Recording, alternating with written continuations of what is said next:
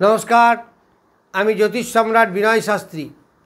आज के आमार भिडियोर आलोच्य विषय धनु राशि बा लग्न सापेक्षे शुक्र रवि एवं बुधेर जे गोचरे अवस्था बा नक्षत्रेर परिवर्तन तार किरूप प्रभाव पड़बे। এই ধনু রাশি বা লগ্নের পঞ্চমে শুক্রদেব তার নিজ নক্ষত্রে প্রবেশ করছে 13 তারিখে অর্থাৎ আজকে। এটা থাকবে আগামী 26শে জুন অবধি। তাহলে এই যে 12-13 দিন এই শুক্রদেব নিজ নক্ষত্রে থেকে কিরূপ ফল প্রদান করবে। তাছাড়া সপ্তমপতি বুধ সপ্তমে, লগ্নপতি এবং চতুর্থপতির নক্ষত্রে। এইবার আমরা দেখব রবি। রবি বৃষ রাশি থেকে মিথুন রাশিতে প্রবেশ করছে এই 15 তারিখে বা 16 তারিখে।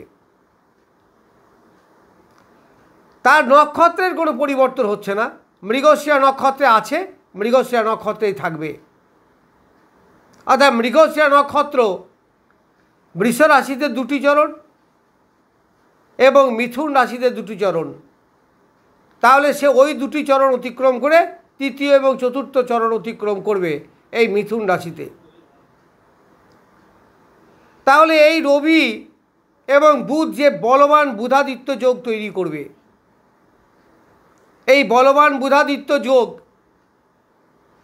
মানে বুধযুক্ত আদিত্য বুধাদিত্য, ধীশক্তি বৃদ্ধি পাবে, ডিসিশন নেওয়ার ক্ষমতা বাড়বে, ব্যবসায় নতুন বুদ্ধির উৎপত্তি হবে, অর্থাৎ নতুন প্ল্যানিং হবে, এইগুলো হবে। তাহলে প্রথমেই আসে আমি শুক্রের কাছে। এই ধনু লগ্ন সাপেক্ষে পঞ্চমে বসে আছে শুক্র, তার নিজের নক্ষত্র অর্থাৎ ভরণী নক্ষত্র। ভরণী নক্ষত্রের অধিপতি শুক্র নিজেই। এই শুক্র ষষ্ঠপতি এবং একাদশপতি। তাহলে ষষ্ঠপতি পঞ্চমে বসে একাদশে কানেকশন করছে, এটা খুব ভালো। তাহলে এই শুক্র আয় উপার্জন ইত্যাদি নির্দেশ করবে, অর্থাৎ আয় উপার্জন যথেষ্ট দেবে।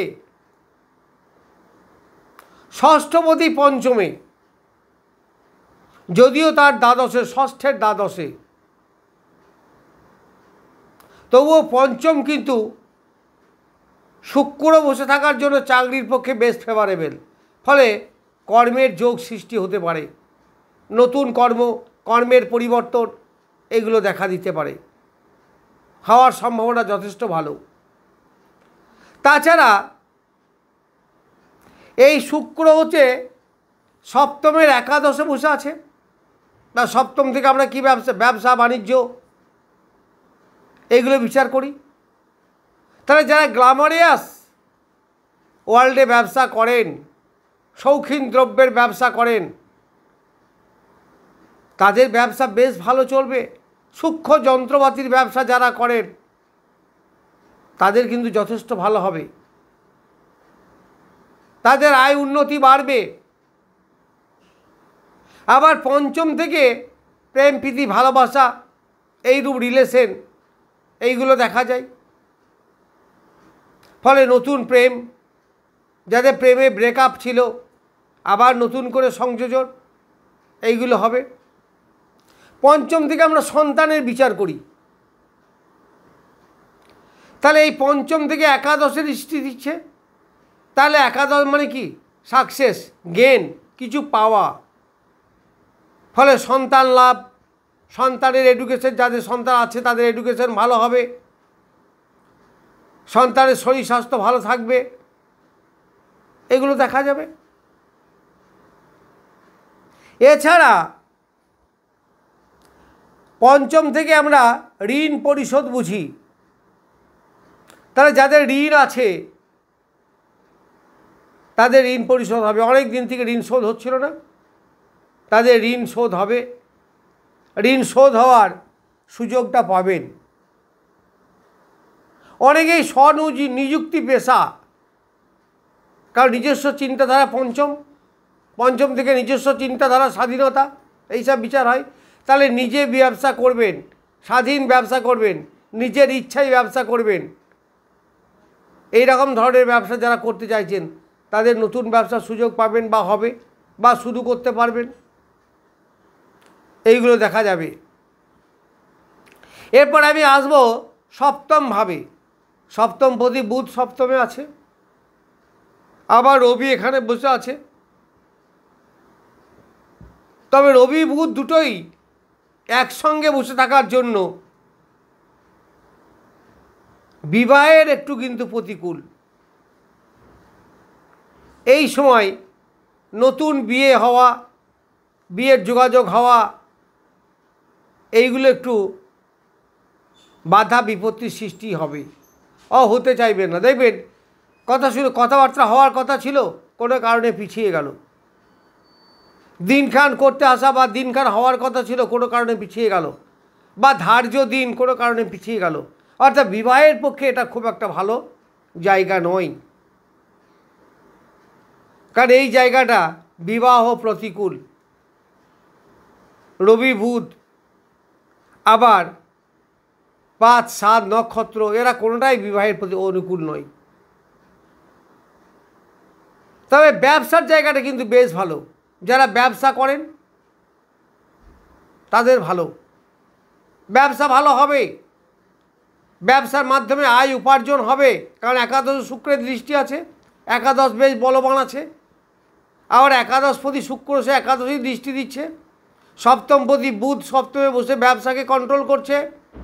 ব্যবসা ভালো চলার জন্য কন্টিনিউশন দেবে রবি। আবার এই রবি হচ্ছে নবমপতি, তার নবমপতি হয়ে সপ্তমে বসেছে, তাহলে সপ্তমের ভালো হবে। ফলে ব্যবসার জায়গাটা বেশ সুপ্রশস্ত। তা দাম্পত্য জীবনে কিছুটা মতপার্থক্য হলেও হতে পারে। দাম্পত্য জীবনে এই কয়েকদিন একটু শান্তভাবে কাটাবার চেষ্টা করবেন, কারণ এই যে ঘরে যে গ্রহগুলো বসে আছে এর একটু দাম্পত্য বিরোধী গ্রহ, অর্থাৎ ডিনায়াল প্লায়েন্ট বলা যায় ইন কেস অফ ম্যারেজ, বিবাহের ক্ষেত্রে। তাহলে এই জায়গাটা আমরা একটু পরামর্শের মাধ্যমে বা আলোচনার মাধ্যমে যে কোনো দাম্পত্য সমস্যাকে মিটিয়ে ফেলার চেষ্টা করব। সেখানে বাক বিতণ্ডা, মতপার্থক্য এইগুলোকে শো করব না, তাতে আমাদের সুবিধা হবে। এইবার দশমপতি বুধ সপ্তমে, তাহলে দশম থেকে আমরা পেশা, সপ্তম থেকে ব্যবসা। আবার নবমপতি দশমপতি যোগ, এটা কিন্তু বিরাট বড় রাজযোগ। এই রাজযোগের ফলে আপনাদের ব্যবসার সুপ্রসিদ্ধি ঘটবে, ব্যবসা প্রসিদ্ধি লাভ করবে। যারা ব্যবসা করছেন অলরেডি তাদের ব্যবসার প্রসার ঘটবে, এতে কোনো সন্দেহ নেই। আবার এই রবি পঞ্চমপতি মঙ্গলের নক্ষত্রে আছে। মঙ্গল এবং রবি কিন্তু মিত্র গ্রহ, পরস্পরের মিত্র, ফলে এই ফল আরও বলবান হবে। তাহলে এই সামগ্রিকভাবে যদি বিচার করা যায় তাহলে পঞ্চম ভাব স্ট্রং, আবার সপ্তম ভাবও স্ট্রং। আবার এই সপ্তম ভাবে যারা বসে আছে তারা হচ্ছে নবমপতি এবং দশমপতি, তার মানে কি বড় রাজযোগ। তাহলে এত বড় রাজযোগ যদি ব্যবসা স্থানে বসে থাকে তাহলে ব্যবসায় উপার্জন হবে। আবার এই যে উপার্জিত অর্থ কার উপার্জন হবে? জাতকের উপার্জন হবে। অর্থাৎ যার এই ধনু লগ্ন বা রাশি, এই ধনু লগ্ন বা রাশিতে দৃষ্টি দিচ্ছে এই রবি এবং বৃহস্পতি, তার সপ্তম দৃষ্টি ধনুতে পড়ছে। আবার এই ধনুর অধিপতি ওই সপ্তমেই বসে আছে,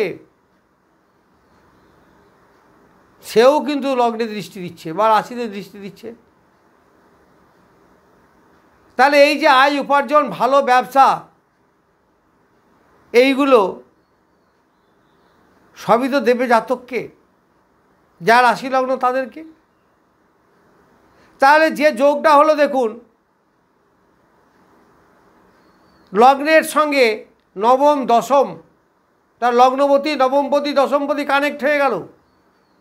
আবার পঞ্চমে বসে আছে একাদশপতি। তাহলে কত সুন্দর একটা রাজযোগ। এই রাজযোগের ফল তো আপনি পাবেন। দেখুন গ্রহ কে কোথায় বসে আছে, কে কার সঙ্গে কী রকম করে কানেকশন করছে, এটাই তো জ্যোতিষীর কাজ, খুঁজে বের করা। এই যে যত খুঁজে বের করতে পারে কানেকশন,